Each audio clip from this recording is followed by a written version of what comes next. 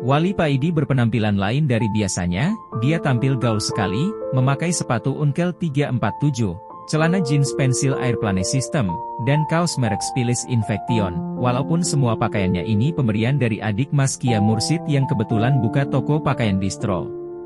Dan dengan memakai kacamata BL hitam Invictus, Wali Paidi berangkat untuk memenuhi undangan Mas Kiai Mursyid dalam rangka tasyakuran dan pembukaan toko onderdil barunya yang mana semua barangnya langsung didatangkan dari luar negeri. Mas Kiai Mursyid ini kalau bisnis memang tidak mau setengah-setengah. Sekali terjun beliau langsung menyelam sekalian. Sekitar jam 9 pagi Wali Paidi sudah sampai di toko Mas Kiai Mursyid. Tampak terop yang mewah yang tidak begitu besar berada di depan toko, di bawah terop sudah berjajar rapi kursi yang terbungkus kain putih yang sebagian besar sudah terisi. Di depan terop ada geladak kecil yang juga tertutup kain putih yang di atasnya ada karpet merah yang di sebelah kirinya ada piano semacam elektronik, musik barat slow rock berkumandang mulai awal acara, yang unik. Ada sebagian tamu yang datang memakai kopiah dan sarung sedang tamu lainnya berpakaian ala eksekutif muda. Memang Mas Kiai Mursyid ini mengundang seluruh pelaku bisnis di dalam kota dan sebagian dari luar daerah. Mas Kiai Mursyid ini menyeting acara pada pembukaan tokonya ini dengan model seperti acara pembukaan toko onderdil pada umumnya, tidak seperti acara yang biasa dilakukan seorang kiai di kalangan pesantren, apalagi Mas Kiai ini adalah seorang mursyid. Wali Paidi tidak langsung duduk di tempat acara, tapi langsung menuju dapur umum mencari kopi. Setelah dapat kopi, Wali Paidi duduk di pojok toko, mengeluarkan sebatang rokoknya sambil menunggu kedatangan Mas Kiai Mursyid. Sambil menyedot rokok Mas Nawastula Sawaruba, Wali Paidi mengawasi semua tamu yang datang. Wali Paidi tersenyum kecil ketika melihat kekikukan para tamu yang memakai kopiah dan sarung itu.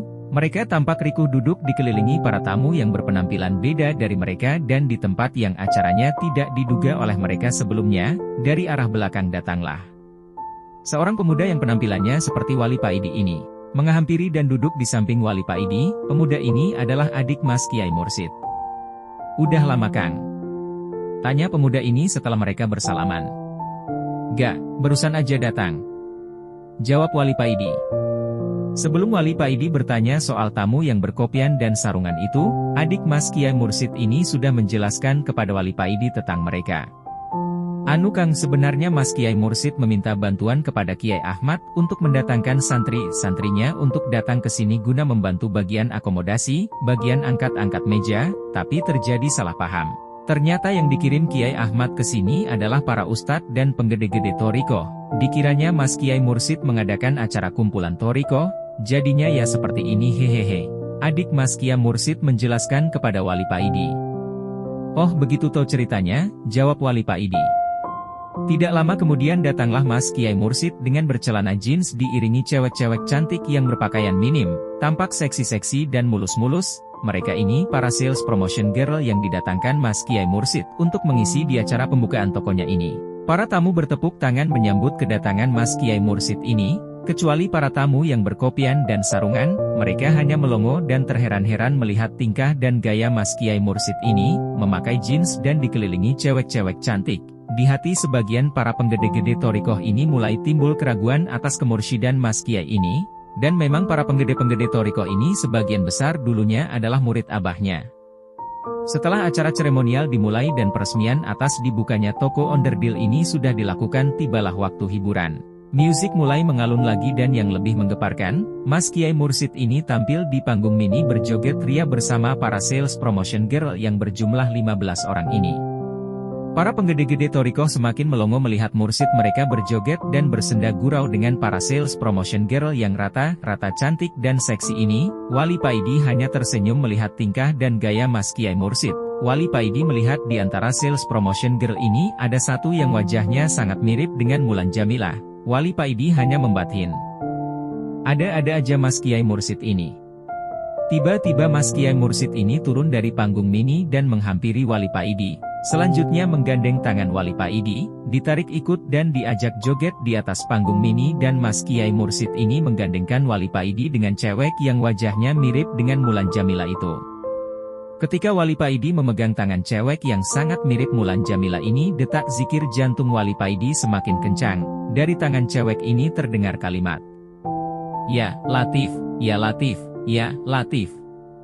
Dan dari paha dan pantat si cewek keluar kalimat, "Ya, Jamal, ya Jamal." Dari seluruh anggota badan si cewek ini mengeluarkan kalimat-kalimat Asmaul Husna.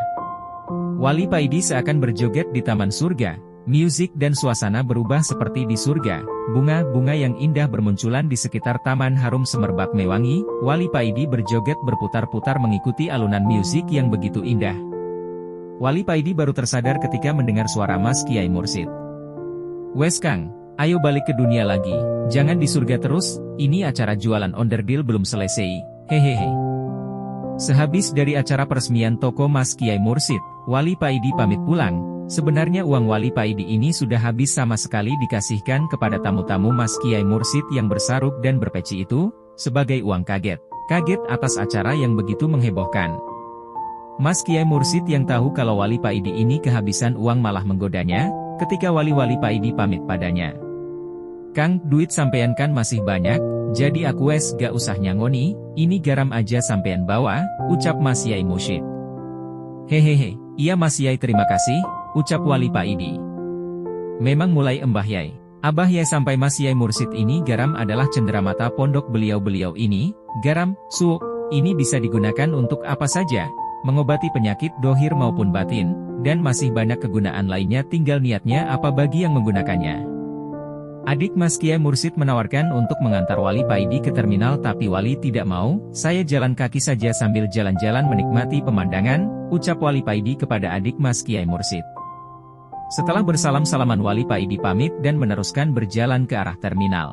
Zikir selalu menyertai setiap langkah Wali Paidi ini. Ketika Wali Paidi melintasi jalan di pinggir alun-alun, ada segerombolan pemuda yang mengawasi Wali Paidi. Dengan tersenyum Wali Paidi meneruskan langkahnya. Wali Paidi sebenarnya sudah tahu kalau sebentar lagi dia akan dicegat dan dipalak dimintai duit oleh mereka. Ini yang jadi ganjalan hati Wali Paidi. Karena dia sudah gak punya uang sama sekali, dia akan malu sekali karena tidak bisa memberi kepada orang yang meminta. "Kasihan mereka kalau sampai tidak mendapatkan uang dariku," batin Wali Paidi. Wali Paidi berusaha menghindar karena malu, dia menyeberang jalan berusaha menghindari mereka tapi gerombolan pemuda ini mengikutinya dan satu orang maju ke depan mencegat Wali Paidi. "Duit, serahkan duitmu, ayo cepat," ucap pemuda itu yang rupanya pimpinan gerombolan ini. Wali Paidi dengan tersenyum membuka kacamata hitamnya dan melihat satu persatu para pemuda gerombolan ini. Di kaos pimpinan gerombolan ini ada simbol hati YG bersinar yang bertuliskan SH. Mereka yang melihat Wali Paidi yang begitu tenang jadi keder. Dan mereka heran melihat ketenangan dan tampak tidak ada ketakutan sama sekali di wajah Wali Paidi.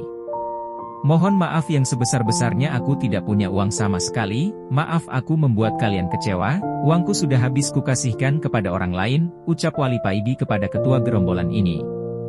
Ketua gerombolan ini hatinya jadi bergetar ketika melihat tatapan mata Wali Paidi yang begitu teduh. Hati pemuda ini jadi damai, dan tanpa disadari mata pemuda ini mulai berkaca-kaca. Pemuda ini mulai teringat dengan dosa-dosanya selama ini. Pemuda ini juga tidak tahu mengapa hatinya begitu terenyuh dan teringat dengan masa lalunya, teringat dengan pesan-pesan gurunya dahulu. Kawanan gerombolan ini juga ikut terdiam melihat pimpinan mereka diam tak bergerak sama sekali. Mereka jadi heran, biasanya Mas Gohel, yang nama aslinya Soleh, ini kalau ada orang dimintai duit tapi tidak memberi langsung dipukulinya sampai ke leher, tapi sekarang tidak bergerak menghadapi pemuda ini. "Saya tidak bisa memberi apa-apa, ini ada garam kalau sampean mau. Katanya ibu sampean sekarang sakit," ucap Wali Paidi kepada pimpinan gerombolan ini yang ternyata bernama Gohal. Pemuda yang bernama Gohal ini jadi heran setengah mati.